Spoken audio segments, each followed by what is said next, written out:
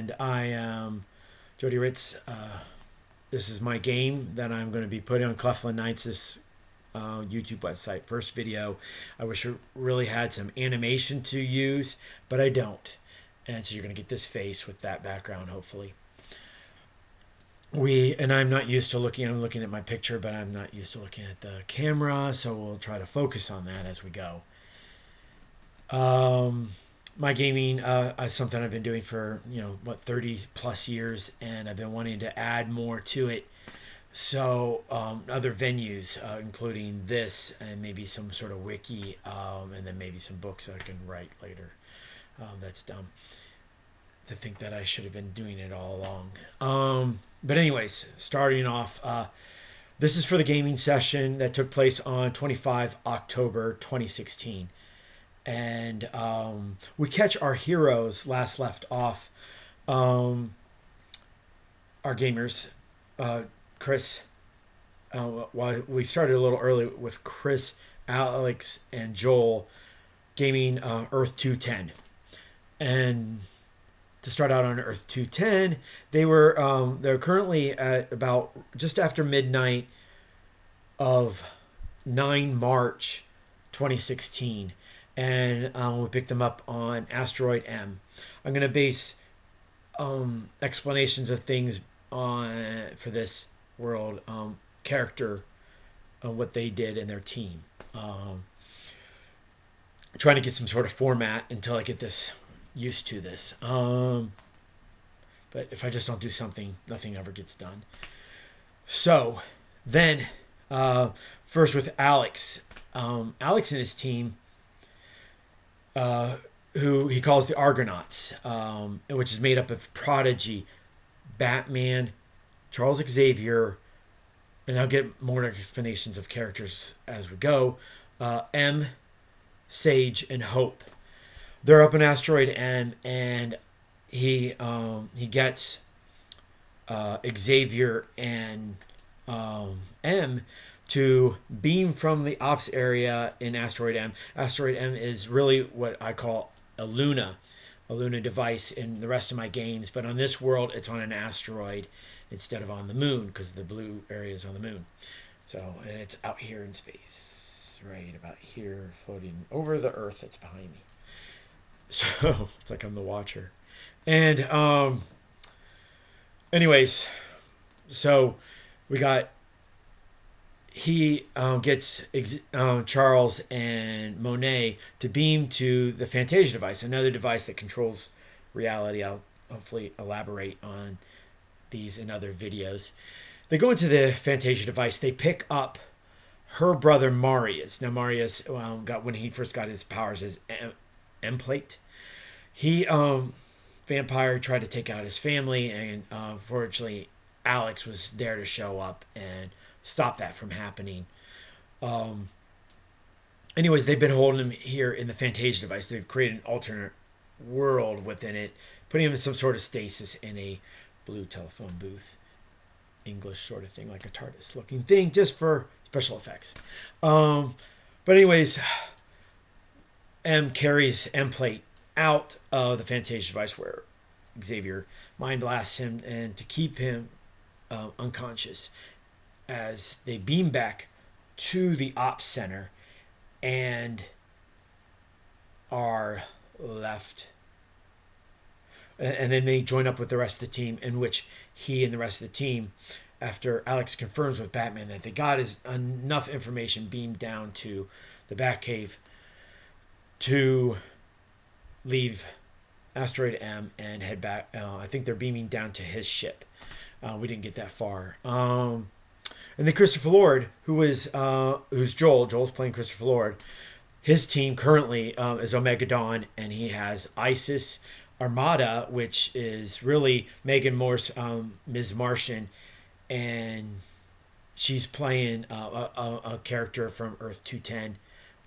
Earth 210's comic books, Armada, a short Asian girl with white hair, which is actually one of my characters. He's also got Zatanna on his team, and Calvin Rankin, which is Mimic. They beam to his ship, Yang, after Red versus Blue Yang. That's the personality they chose to his lightning ship. They all have lightning ships. I'll explain more about those maybe in another video. But I'm starting this out. Um, they beam down, and then they head from out here in outer space, and then head towards Kentucky to go recruit Sam Guthrie.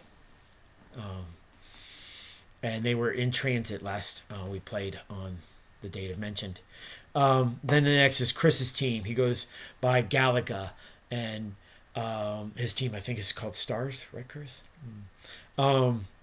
Kamala, she goes by the code name Justice, and instead of Ms. Marvel, because Ms. Marvel really does exist and isn't in a comic book, or her character hasn't even really started to become a. Nonetheless, let's move on. So she goes by Justice. We also got Mary Marvel, Blink, Kid Flash, Nova, and Peter Parker. Currently, Galaga and Kid Flash are up on in the ops area on Asteroid M, and they are going to beam down to his ship, which is in New Jersey.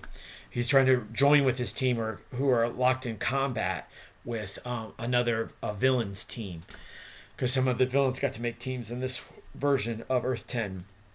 Excuse me. And also on board their ship is Aunt May, because they couldn't leave her back behind. And they were carrying with them when they beamed down Spider-Gwen and Barry Allen Flash, because they were both earlier recruited for their Darkseid's team, and so after being captured, they have to keep them unconscious, otherwise they'll want to attack Chris's team, and he doesn't want that to happen. So they beam them down and put him immediately. Kid Flash puts him in stasis in the vehicle stowage on board Chris's ship. And then he realizes that his team's in combat. So his team is fighting Slade's team. And he doesn't know that when he first appears. But they're at a warehouse where a bunch of mobsters were getting killed off and the building was getting burned. And they try to save people. Peter Parker was leading the team while in Chris Galaga's absence. And Ms. Marvel gets captured by Black Adam, who's on Slade Wilson's team. And he's got his hand around her mouth so he can't hold her. And so she can't yell, Shazam and cause issues with him losing his abilities. But anyways, he's got her and he's captured her. Parker goes in with his a knee attack, tries to swing in, busts his knee on Black Adam, and he's kind of a little incapacitated, but he's okay because he's got great agility. And then Terminator's trying to snipe them. Chris is aware of all this stuff. He mentally links the whole team, and Kid Flash takes off out of the ship, which is hovering really close to the ground on a street there in New Jersey, and he finds out about the sniper, and he starts beating up on Terminator, which is great. Seeing Kid Flash taken on because Teen Titan against. But anyways, and he does. He's able to stay ahead and take off all the weapons off of Slade. Well, Chris Galaga has mental powers, and he realizes that Apocalypse is on board. But this is a young Apocalypse, an 18-year-old Muslim kid from Egypt who has gotten Apocalypse's powers, but he's also got this telepathy with it, and he's trying to help his team with it. But Chris is too powerful and takes down Apocalypse's mental ability, as well as Chris goes to attack and Black Adam, to the point to where he I believe this is how it happened, that that Ms. Marvel is free, and they can Shazam out, and forcing himself to turn back to a normal teenage. This is not the Black Adam where he's been around thousands of years or whatever and turns to ash when he's just a teenage person from that country that he's from, which I can't think of right now. And at this time,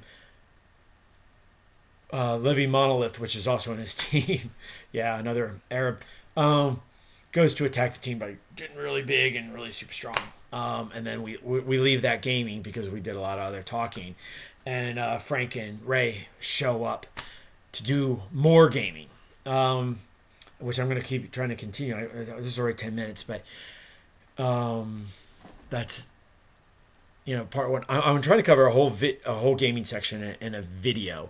Might seem a little ridiculous because it could be very long. Blah blah blah. But other people do long videos too. So here we go. I am going back here to So from there we leave those heroes and we go to Earth 210's version of Cleflin, which is Cleflin's been copied and is pasted, and now it's called Clefland as just to designate that this is different than the regular Cleflin. This is where our trademark characters can play, where our characters can play amongst them. Now, years ago, we created each of these teams from Earth 10 have gone off to other worlds and had second generations, and I wanted a world where these guys could play their second gens from their Earth 10.3 teams. So this is where that's at. First off, we pick up our heroes. The Crown Prince Christopher Ritz, which is Chris again, but he's a time traveler here, and he's bringing to see the king, King Jody, and he's bringing to him the Bishop John Prester, and one of the knowings that are in town, and he goes by Sean, not to be confused with Sean Delaney, who played the knowing, but nonetheless, to meet with the king. He brings him up to the throne chamber, and they discuss this. Basically, what their culture here is based off of the Game of Thrones world. More trademark things that can happen on this world. This is nothing to do with it's not just. It's like Cleflin, my Cleflin, but it is a world where we can play with these other characters, trademarked characters by Marvel, DC, etc. Anyways, the Crown Prince Chris delivers these guys to, and the king is trying to start his small council. All right, so that gets played out, and then he asks Chris to go bring in the captain of the ship, the floating ship.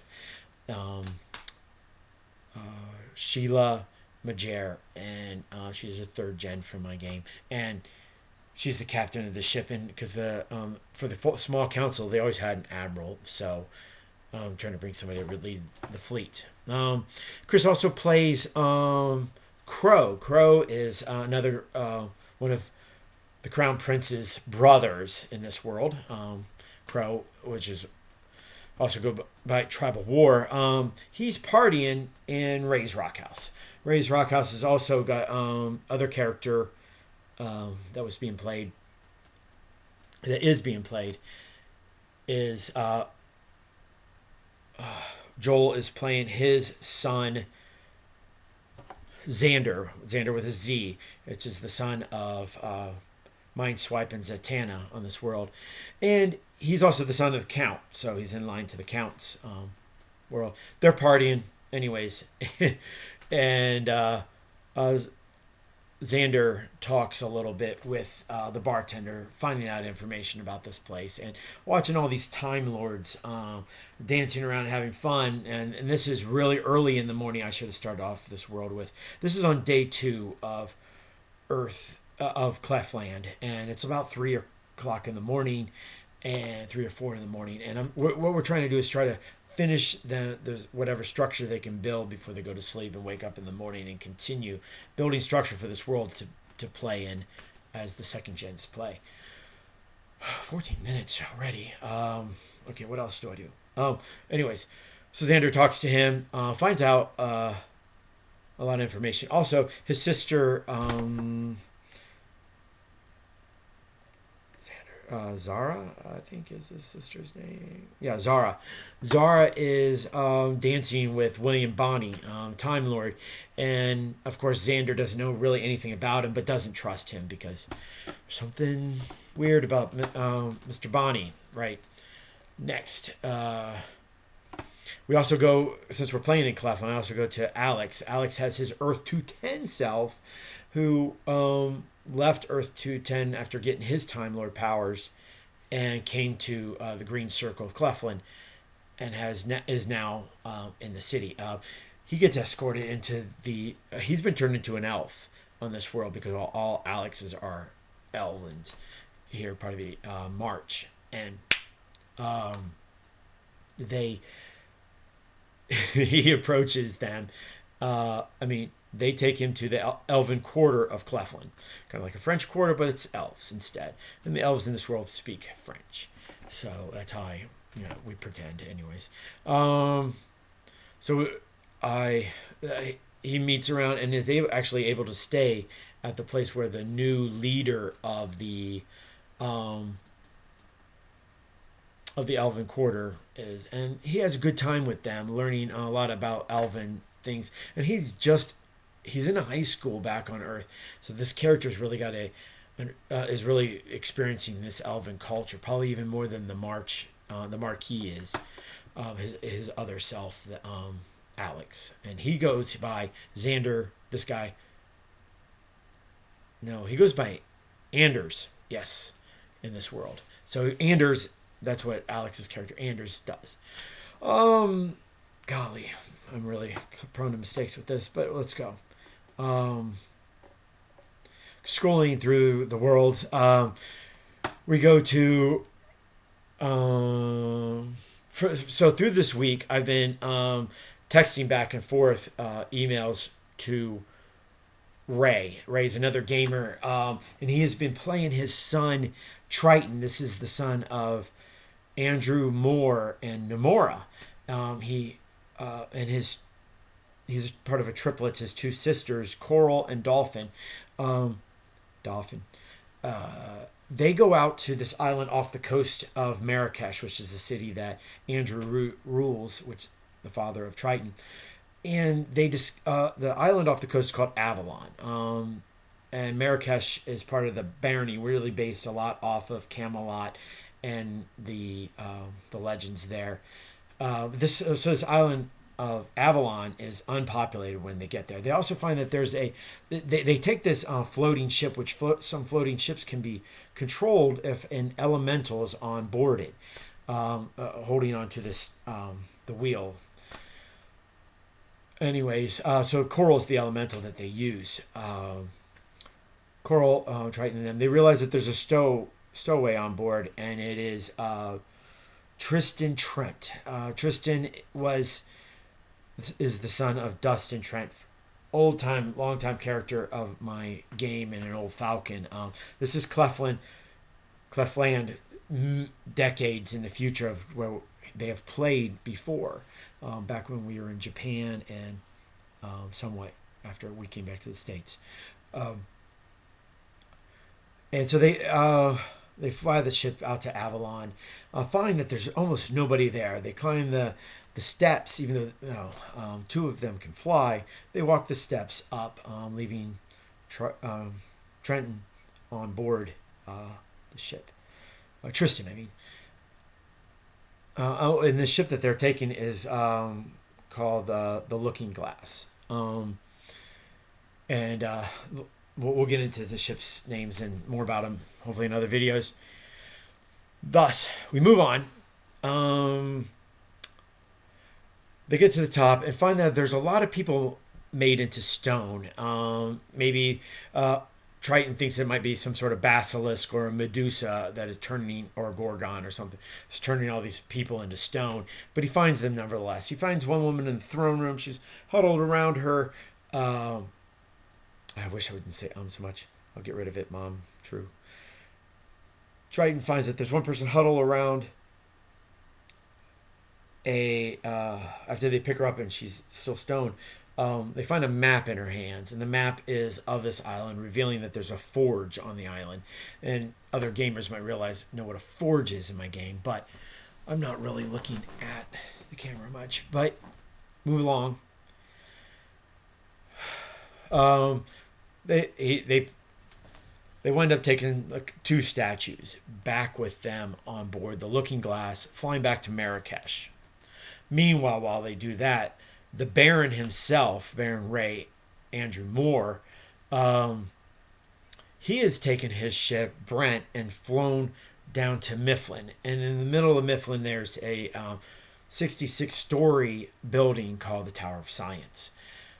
Previously, in the middle of it, on the 33rd floor, is the old lab, if you will, by Roger Moore, a character the Moores had before. Anyways, Baron Ray is able to get in there with an R2 that was built by Roger Moore, and are able to get a bunch of contraptions that would help the barony farm and stuff. They need more technology is what he's realizing. He's trying to recall all of his army and his people to Camelot to make it prosperous once again. And after he gets these contraptions and stuff, and he heads back to the barony. Well, while we're in the barony, we'll also play out the Baron's son, Kyle. Kyle was partying with his sister at a silly place in Camelot. And they're also with Clarice Blink, and she's not a first gen. She's a first gen, but she doesn't have kids like the rest of the team, the clan had, because she teleported away and came back later. Anyways, and then they have a good time together. Eventually, partying with these medieval sort of people with the kind of music and stuff that they had in medieval times. Not like Ray's Rock House, which has tech, and I didn't explain that, but hopefully I'll explain in future videos. They always say that in these other videos. You'll have to catch my video on Ray's Rock House. So then they fly back to the castle,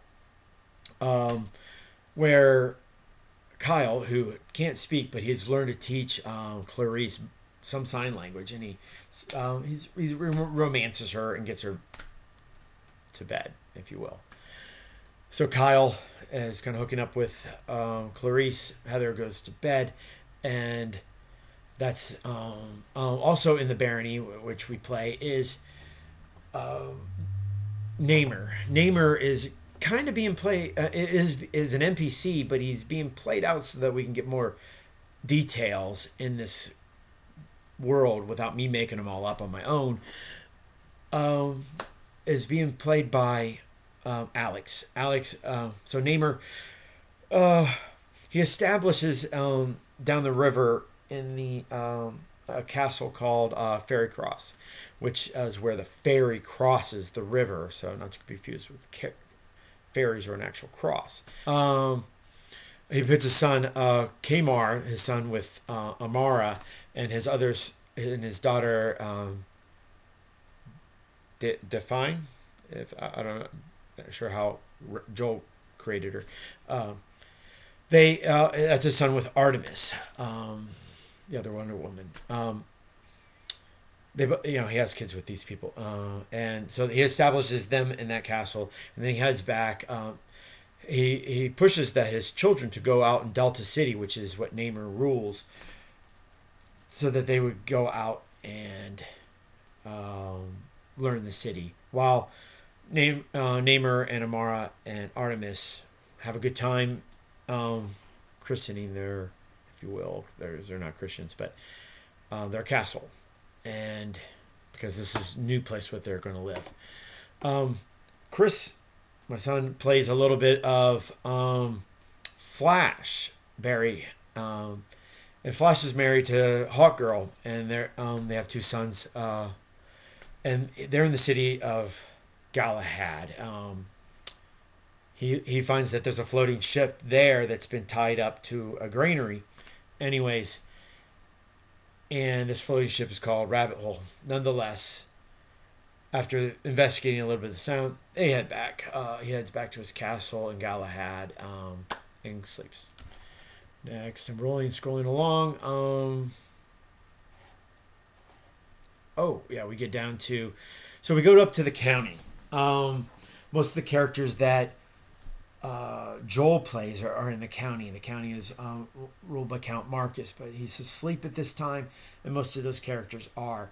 But one of Count Marcus's brother is Thor of New Asgard. This is Joel that can turn into Thor, not actual Thor Donald Blake guy. So in New Asgard, him and his wife Holly Day are enjoying. They're in a Viking longhouse, enjoying the people, meeting them, and which is and he's getting to learn a lot about their people too. Like other people are enjoying the time around characters. Frank, one of our other gamers, he's playing Tony Stark in this world, and Stark is in the castle of Innsbruck. And he is sleeping there just for this gaming session, so there wasn't much to play. I don't know why I mentioned it. I need to move along. Move along. So, also, we go along to down in Mifflin, which is Mifflin is the capital of the duchy, and which is ruled by Duke Frank. Hercules stays awake, which one of his bannermen, Hercules goes to Blackjack's Tavern, finds out a lot of stuff. He meets the knowing guy that's there, and he stays up most of the night. There is also Lord Ben of House Riley. He works for Frank, and he goes in the Tower of Science. He doesn't cross paths with the Baron, but he does seek out a lot of the science that is there, and he might be part of the tech guild from from Mifflin. That gets played. Eventually, a lot of those characters are. A lot of the characters will play here in Mifflin when we wake everybody back up here soon. I'm heading down to. I head to the Elven March. 27 minutes on here, and wish this was a cartoon and really hashed well together. The Marquis Alex heads to bed with his wife Madeline. Sorry, Madeline, and they have kids there too. But mostly we'll focus on Awazu, one of the bastard sons of the Marquis. He is trying to learn more about magic. He learns. He goes to the school of the lightning mages and attempts to learn their magic during this night. Floki, which is one of his other kids, the Marquis' son, Floki, he goes to the library and is trying to learn everything he can there. Right? Or is that the other way around? Right. Floki can learn anything. Awazu goes learn. No, it's Floki that goes. Sorry. Awazu is learning in the library. Floki goes to lightning. I think this is too long of a video. Oh, I'm going to post it. Nonetheless, moving along. Floki learns from the lightning because he can learn anything. He's like really super smart. And he goes to learn magic from the lightning mages in Avatalos, which is the capital of the March, the Elven March. They're all elves, by the way. More along. Xander, which is the brother to the Marquis, who took over the castle of Misty Ashbrock. He's married to Megan, and they have kids there. They eventually go to sleep after spending a lot of time enjoying their elven people. Connor Kent, who is the Kent of the castle Nolor, he goes to one of the cities nearby that is occupied by the elves. I mean, is occupied. The Camelot Knights, an army, has occupied a couple elven cities, and he talks to one of the commanders there, Commander Windsor, and they're all talking about the withdrawal that is going to happen. And then we go to the Rand. Rand is Daniel Rand, Iron Fist. He's married to Laura Kinney. They are in the castle in Winterhop, which is another elven land. These guys are all elves. Yeah, an elven version of Iron Fist, kind of different, but nonetheless, they're settling there as well, and they're trying to learn about Winterhop, and that they're up in the mountains and there's snow all around them, trying to settle into their castle. And then the sun is coming up. Shortly before the sun comes up, Duke Frank wakes up, and he is Duke of the Duchy and of Mifflin. Before the sun comes up, he talks to the clairvoyance, which lets him know a lot of more information about his realms, and Frank makes a lot of plans. He plans to get all of his lords and ladies awake, and then when shortly after the sun comes up, and the return of Hercules and Ben up to the castle, the Glimmer Castle, because it's all white. We'll hopefully explain it in another video.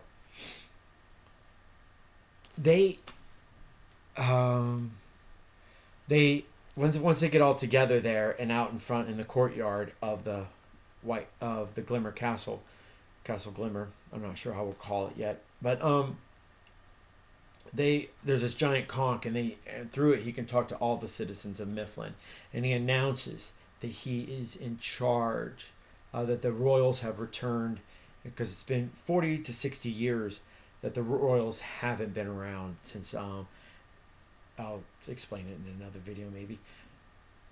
And wow, I can't believe I'm taking this long to do this.